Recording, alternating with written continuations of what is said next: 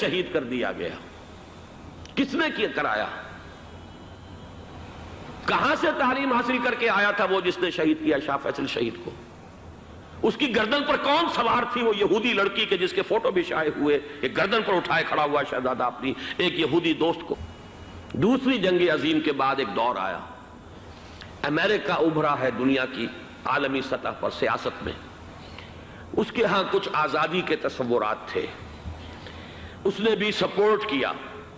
برطانیہ کمزور ہو چکا تھا، وہ اتنے بڑے علاقے کو اب ہولڈ نہیں کر سکتا تھا۔ ہندوستان بھی آزاد ہوا، پھر یہ کہ اور دوسرے علاقوں سے بھی اس کو پسپائی اختیار کرنی پڑی۔ استعمار کے پنجے جس طرح بھی ہوئے، ان کے سینوں سے، عربوں کے سینوں سے جو ہے گویا کہ وہ ہٹے، لیکن امریکہ نے ایک اپنی بہت بڑی حکمت عملی جو اختیار کی، عالم عرب کے سینے میں اسرائیل کا خنجر پیوست کر دیا تاکہ یہ کبھی آزاد نہ ہو جائیں، ہمارے انگوٹھے تلے رہے، ہماری پالیسی گورن کرے۔ یہ استعمار کا دوسری جنگ عظیم کے بعد جہاں برطانوی استعمار، فرانسیسی استعمار رفتہ رفتہ یہ ہٹنے شروع ہوئے، صدر ناصر نے انگریزوں کو اٹھا کر پھینکا میڈیٹرینین میں اور دوسرے جگہوں سے، الجزائر نے آزادی حاصل کی فرانس سے، اطالویوں سے جو ہے لیبیا والوں نے آزادی حاصل کی، یہ ہو گیا، لیکن ایک خنجر پیوست کر دیا گیا اسرائیل کا سینہ عرب میں۔ اس صورتحال میں ظاہر بات ہے کہ ایک تو بڑی آئیڈیل پوزیشن تھی کہ پورا عالم اسلام متحد ہو، لیکن وہ تو بہت دور کا خواب معلوم ہوتا ہے۔ علامہ اقبال سے بڑا کوئی نقیب نہیں ہے ملت اسلامی کی وحدت کا، ایک ہو مسلم حرم کی پاسبانی کے لیے نیل کے ساحل سے لے کر تا بخاک کاشغر، لیکن انہیں بھی اپنے لیکچرز میں کہنا پڑا کہ اس وقت جو صورتحال ہے پورے عالم اسلام کی ایک وحدت بن جانا تو تقریباً ناممکن نظر آ رہا ہے۔ اگر کسی طرح ایک common wealth of Muslim nations وجود میں آ جائے تو بھی بڑی کامیابی ہوگی، لیکن اس سے بھی پہلے یہ تو زیادہ آسان تھا کہ عالم عرب ایک وحدت کی شکل اختیار کر لے۔ یہ تو ایک قوم ہے، اکثر و بیشتر ایک نسل یا زیادہ دو نسلیں کہتی ہیں، شمالی افریقہ میں بربر نسل بھی ہے، باقی تو سب عرب ہیں۔ یہ پورا عالم ایک نسل، ایک زبان، پورے اتنے رقبے کے اوپر بولے جانے والی ایک زبان، یہ تو ایک ہو جائے۔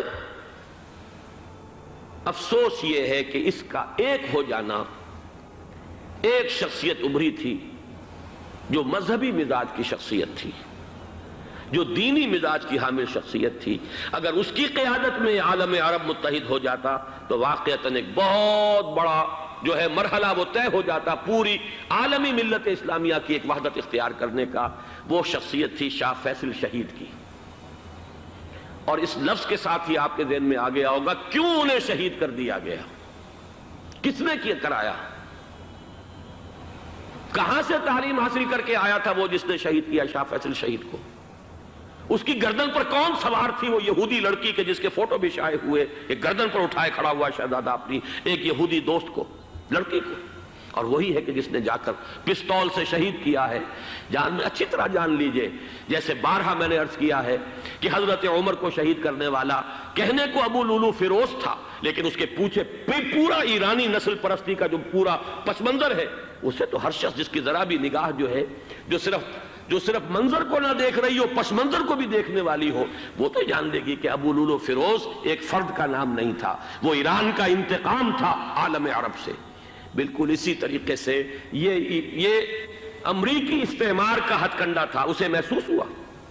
شاہ فیصل مذہبی مزاج کا شخص، یہ ابھر رہا ہے، اور یہ شاہ فیصل کی حکمت عملی کا ذرا آپ اندازہ کیجئے۔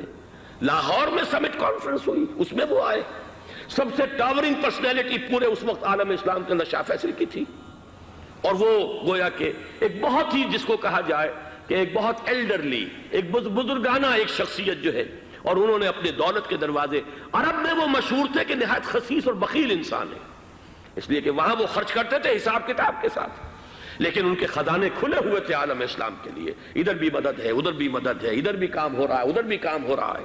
پھر انہوں نے تیل کا ہتھیار استعمال کر کے ایک دفعہ امریکہ کو دن میں تارے دکھا دیے تھے، لہذا ان کا ہٹایا جانا سین سے یہ امریکی استعمار کے لیے لازم تھا۔ دین کی بات پھیلانا صدقہ جاریہ ہے۔ ثواب کی نیت سے ویڈیو کو شیئر ضرور کیجیے۔ جزاک اللہ۔